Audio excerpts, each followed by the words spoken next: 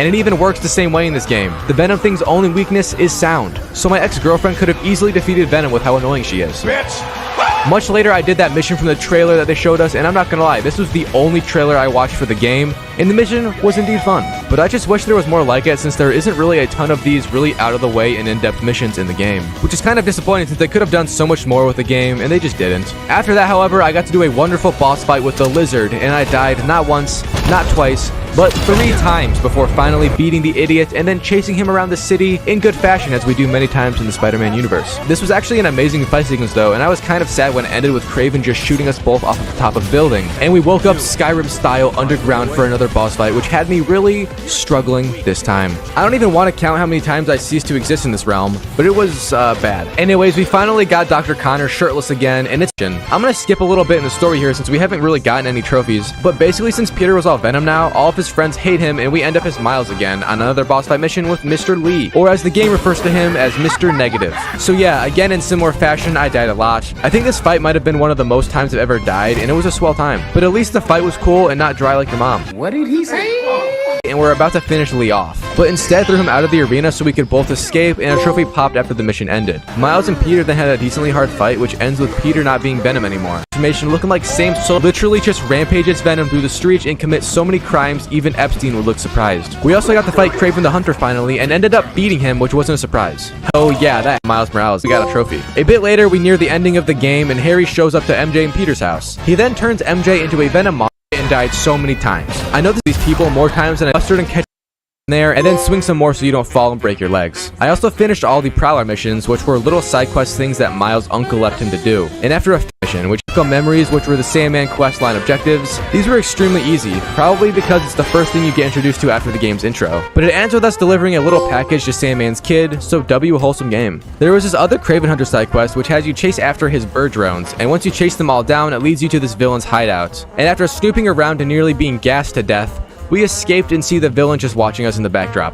But he gave us a trophy, so we don't mind. I then did my last quest from the app thing, which had us go meet Howard at the docks. Howard was this pigeon man from the last game who lost his wife, but had pigeons to keep him company. And we basically just had to take his pigeons to some other place for him since the poor lad ended up dying in peace right there after we left him. Low-key kind of tragic, and he gave us 2 trophies for both his mission and me finishing all of the others. I then did this dumb mission for Miles and his mom who had some art show. But after NFTs,